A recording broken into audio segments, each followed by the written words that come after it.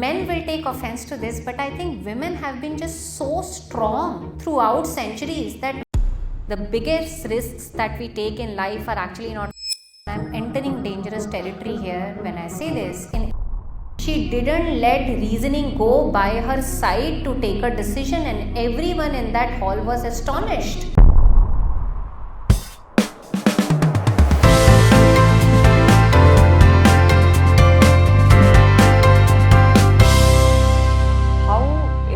Risk perceived in all the three ecosystems, right? Because failure has its own connotations in governance space or in a consulting space, and you also ventured into your founding journey. So how is it perceived differently in all the three ecosystems? I think it is a little bit more calculated in corporate and a little bit even further calculated in governments. If you have risk-taking ability, and I also think it's kind of a DNA thing. Either you are a risk taker or you are not. That's not to pass a judgment upon people who are not risk takers. Let me take an example of Rukma Bai. Rukma Bai was 11 when she was married, and at an age of 17, she realized she doesn't want to spend her life with her husband anymore. This is the India of 1888, not 1988, not 2018, 1888. She eventually decided she doesn't want to be married. Eventually, her husband wanted subjugation of the conjugal rights, which is that her husband had the right to call her back to his household back then based on the laws. She anonymously wrote to Times of India. She eventually struggled with a lot of patriarchal and orthodox thinking. The news reached Queen Victoria back then, and it was the Queen who decided the decision in her favor. She decided to pursue medicine back in 1888 from London, came back to India for the traditional ecosystem, and eventually she served the women in India. Now imagine taking that level of risk in 1888. Can any one of you, men, women, child, soldier, can we imagine taking that level of risk? The biggest risks that we take in life are actually not physical, they are mental.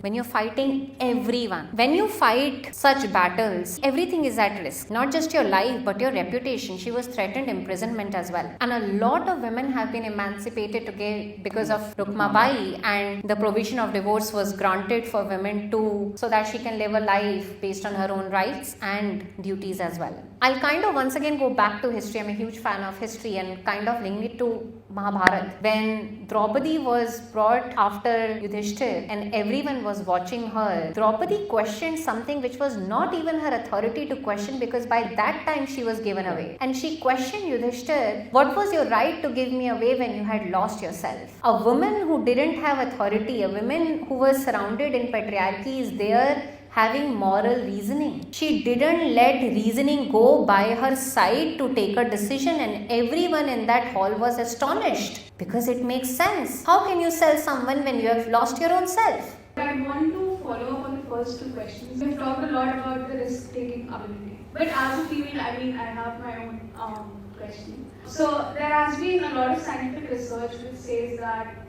females in general are not very progressive when it comes to taking risks. It's true that many a times women do not take risk. I do not know who funded this research, but many a times people don't talk about the why behind the outcome. It's because we have been conditioned this way. As someone who has spent a lot of time understanding Pitrasatta, which is patriarchy, I realized that a lot of answers lie in our religion. There was a time actually there were female goddesses and female icons, and I'm entering dangerous territory here when I say this, in Islam and in Christianity also. In Hinduism, because the goddesses and Durga were just so deep rooted in our villages, whatever colonizations that we went through, they couldn't take away that culture and the deep rootedness of our goddesses. Now, I'm a huge devotee of goddess Durga. I admire, and I am a huge devotee. There was Diwali, Lakshmi ji and Saraswati ji also. But look at the iconography. Lakshmi ji is sitting at the feet of Vishnu ji. Men will take offense to this, but I think women have been just so strong throughout centuries that men had to introduce Pitrasatta and patriarchy to control women. And now what happens is that a woman, and I've been guilty of that also, and I'm in process of finding my own answers. A woman, a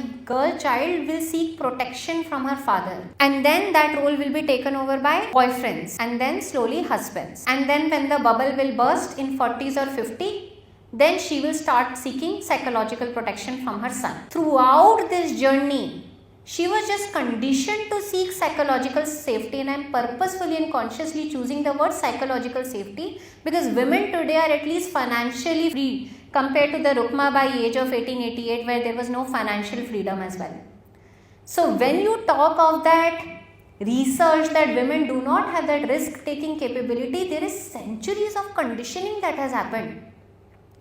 And when I talk of Pitrasatta, it doesn't help men either. When a woman is seeking that psychological safety from father to then boyfriend, husband to then son, what is a man doing? He's pretending to be all macho when he's not. He's hiding his vulnerabilities, he's hiding his insecurity. If a man cries, oh, don't be a crybaby. If he speaks, oh, you are too vulnerable. You have not left a choice for a man too. So both the genders are suffering. So to answer your question, once again in Sanatan Dharam, there is a concept of Maya. Either you choose to live in Maya, that somebody is going to come and protect me. My father, my brother, my son, my husband, my boyfriend. Or you face a reality, nobody is going to come and protect me. I am on my own and let me now take my own decisions. This is a gradual process. It will hit you today because I have told you, but it will wither away. Conditioning, right? That's what's the meaning of conditioning. There is also another research study. Women who are unmarried are the happiest. Men who are married are also the happiest, right? We'll go on to marriage on some other day, but this is also a research study. But I'm talking about conditioning. It's very hard to let go of something that you have heard last 25, 26 years of listening. Until or unless you face certain facts and then you're like, oh my god, I was in a delusion, oh my god, I was in a Maya. Then comes the right risk versus wrong risk. This is also an interesting conundrum. Now morality and ethics say that there is no right or wrong. Sati was considered right at certain point of time. I also genuinely believe as we are fighting Pitrasatta, women are still better off compared to where we were. I took the example of Mahabharata. You will worry about right or wrong when you would have sat on your couch one day and you would have judged someone else. Oh, she is doing wrong. Oh, he is doing wrong. That's when we start worrying about right or wrong. There is no right or wrong.